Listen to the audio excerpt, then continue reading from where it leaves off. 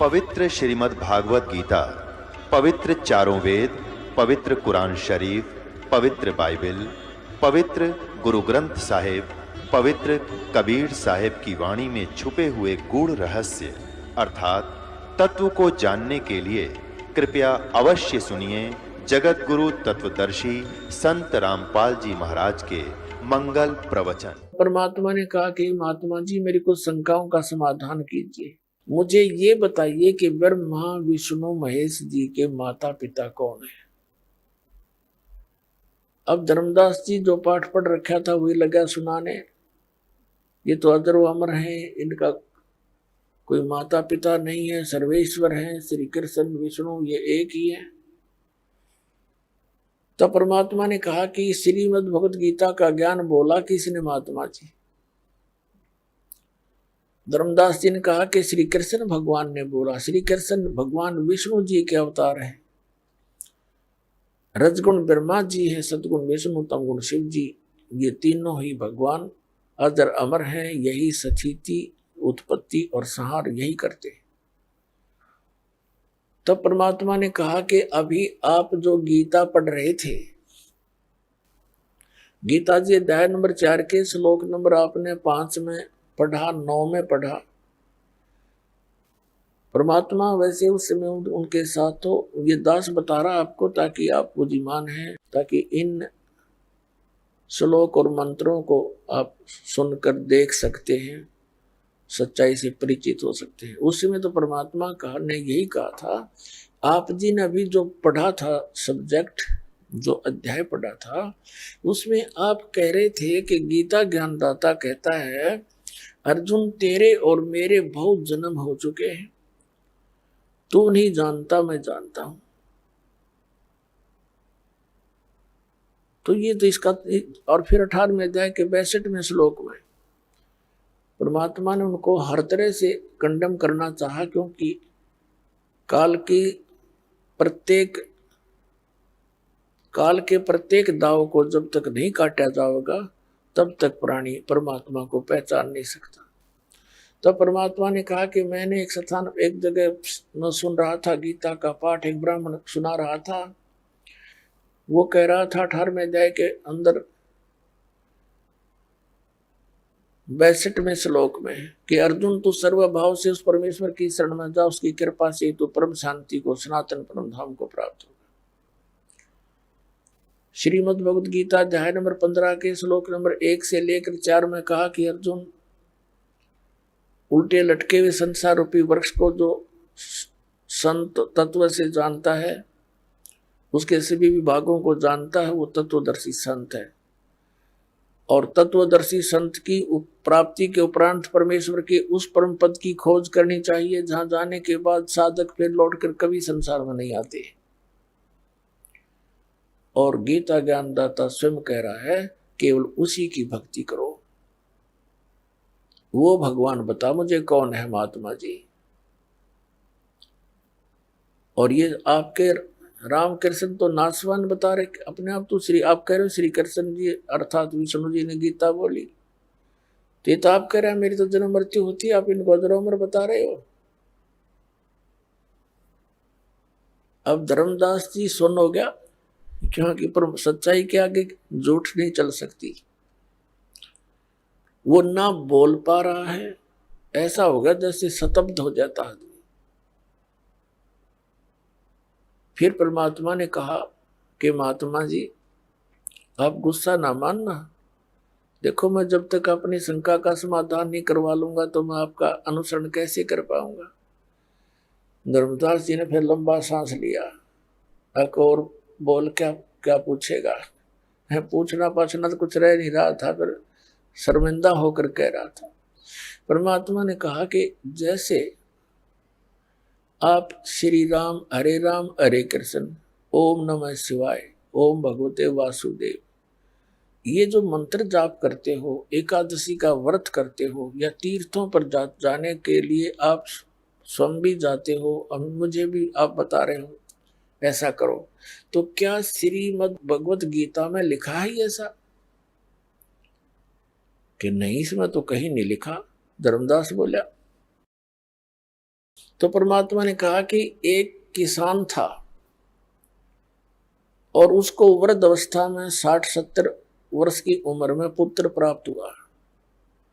उस किसान ने सोचा कि मेरा पुत्र जब तक युवा होगा, ऐसा ना हो मेरी मृत्यु हो जावे, तो उसने एक पेड़ पर बही में अपना कृषि के लिए जो अनुभव था, कौन सी फसल किस समय पर बीजनी चाहिए और किस समय उसमें फर्स्ट वाटरिंग यानी प्रथम सिंचाई करनी चाहिए, कौन से मौसम में वो बीजनी चाहिए, कैसा बीज होना चाहिए, किस समय उसका परिपक्व होने का ये कलर हो जाएगा तब उसको काटना चाहिए, वो पूरा डिटेल लिख दिया। और उसकी पिता की मृत्यु होगी, पुत्र युवा हुआ। अब वो पुत्र उस अपने पिता की उस बही को, पेड़ को, अनुभव को डेली पढ़ लेता है, 1 पृष्ठ या 2 पृष्ठ। और जैसा उसके पिताजी ने मार्गदर्शन कर रखा, इसकी बजाय वो और ही क्रियाएं, उसमें और ही फसल बो रहा है। जैसे बोने के लिए लिखा है गेहूं और बो रहा है भांग, तो वो कैसी समझदारी कर रखी है उसने। उस बच्चे का क्या कर्तव्य बनता है, धर्मदास जी मुझे बताइए आप। क्या उसका कर्तव्य नहीं बनता जो पिता ने उसमें लिख रखा है बही में, पैड में, उसके अनुसार उसका पॉइंट टू पॉइंट फॉलो करे। धर्मदास जी कहते हैं हाँ बिल्कुल सही है ना, तो मूर्ख हो तो मूर्ख है, फिर क्या पाओगा उसने। तो परमात्मा ने कहा ऐसे ही मूर्ख तुम लगे मुझे। आपके परमात्मा ने लिखा है कि इसमें कोई मंत्र वो जाप करना ही नहीं। 8वें अध्याय के 13वें श्लोक में लिखा कि ओम इति एकाक्षरम ब्रह्म विवरण माम अनुसरण यह परियाति तदं देहम सयाति परमागति। अब गीता ज्ञानदाता कहता मेरा केवल एक ओम मंत्र है, नथिंग एल्स, इसके अतिरिक्त और कोई मंत्र मेरा नहीं है। और गीता अध्याय नंबर 16 के श्लोक नंबर 23-24 में कहा है कि शास्त्र विधि को त्याग कर जो मनमानी पूजा करते हैं, मनमाने जाप करते हैं, मनमाना आचरण करते हैं,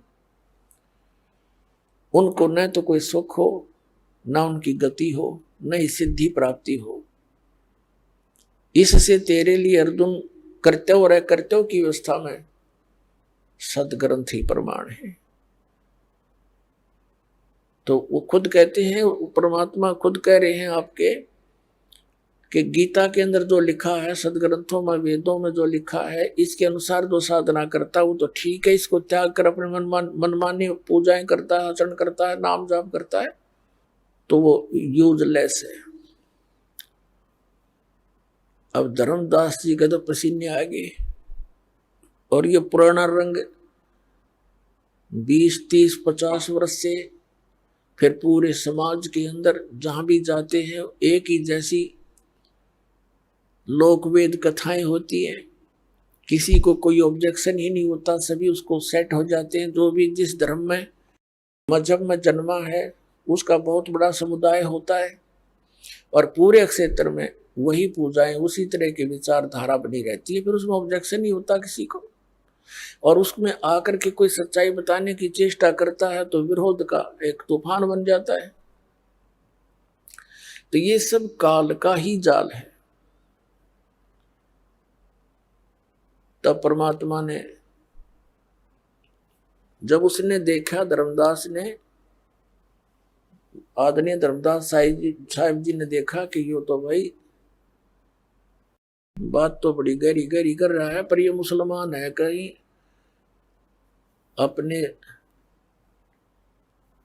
अपने उद्देश्य कुछ अन्य उद्देश्य लेकर ही कुछ ना बोल रहा हो। तब उसने कहा कि जिंदा तू हमारे देवी देवताओं के बारे में गलत ना बोला है,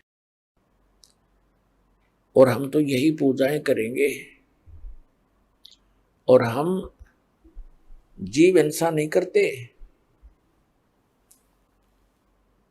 तब परमात्मा ने देख लिया कि काल आ बैठे इसकी मति में, एकदम अंतर ध्यान हो गए भगवान,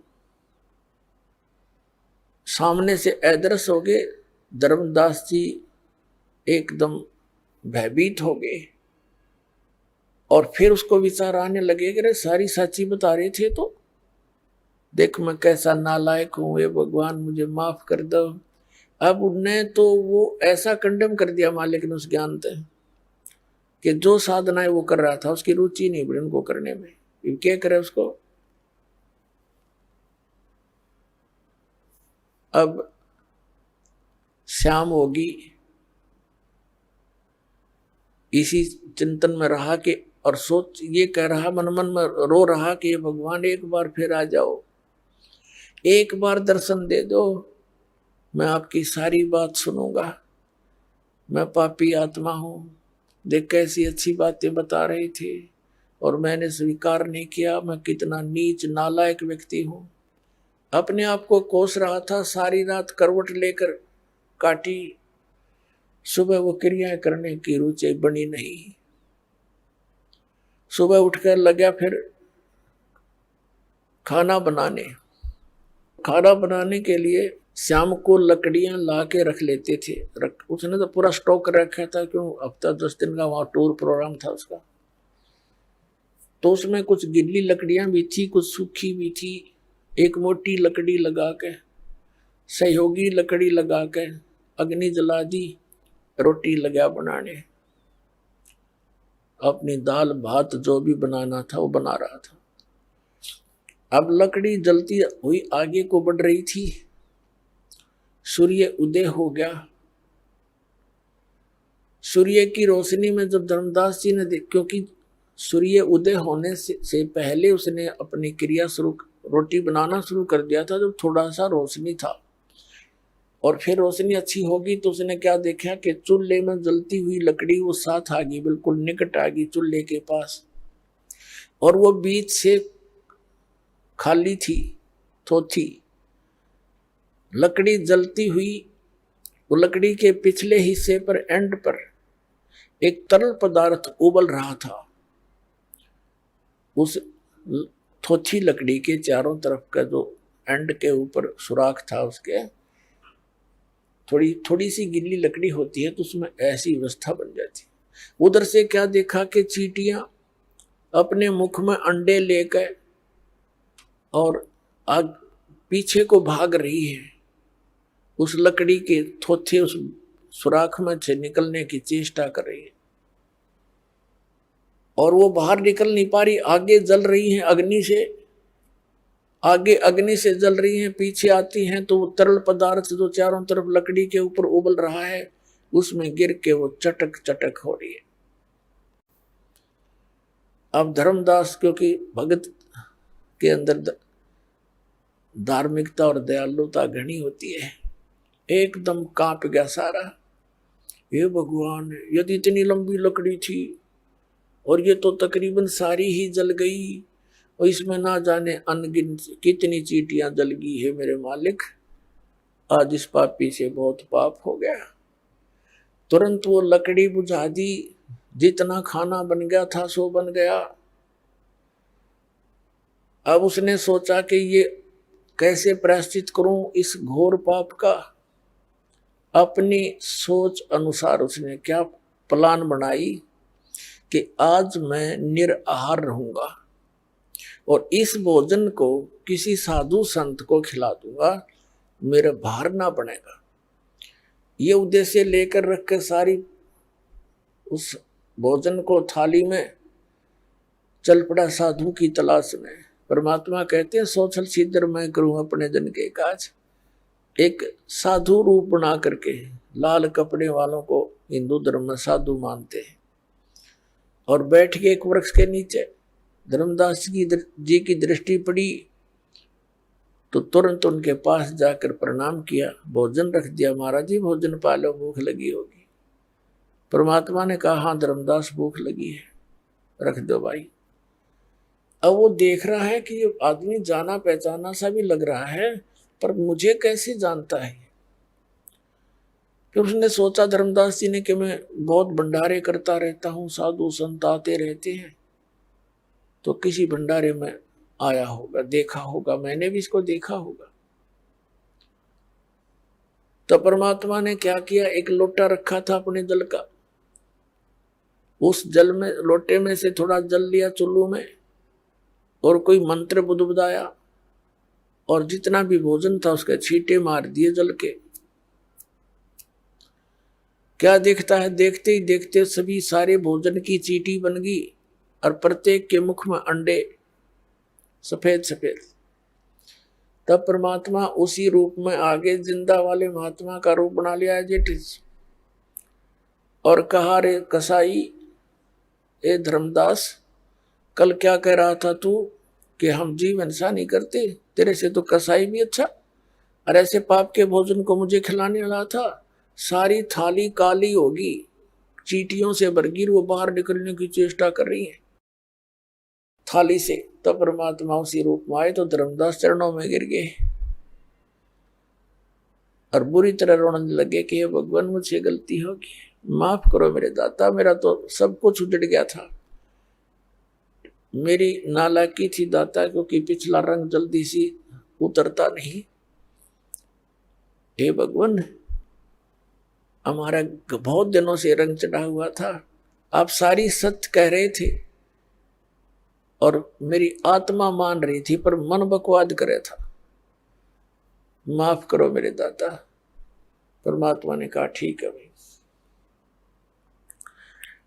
अब फिर परमात्मा ने उसको सारी सृष्टि रचना सुनाई, ब्रह्मा विष्णु महेश की स्थिति से परिचित करवाया, तो काफी अच्छी तरह सुना उसने।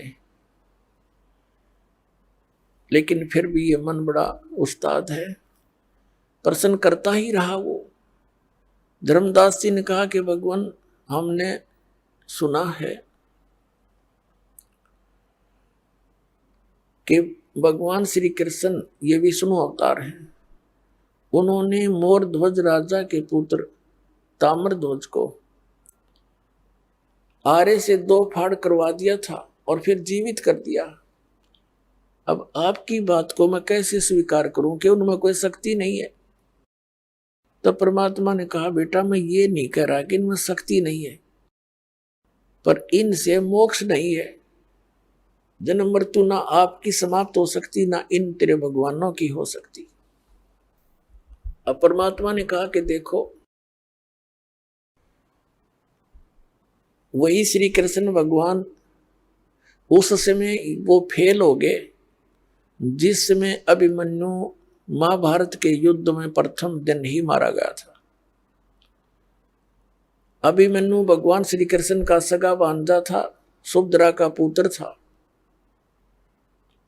और पांडवों का कुलनाश हो रहा था। श्री कृष्ण उनको जीवित नहीं कर सका। अब धर्मदास जी एकदम स्तब्ध हो गए। तो परमात्मा से पूछा कि भगवान, क्या कारण था?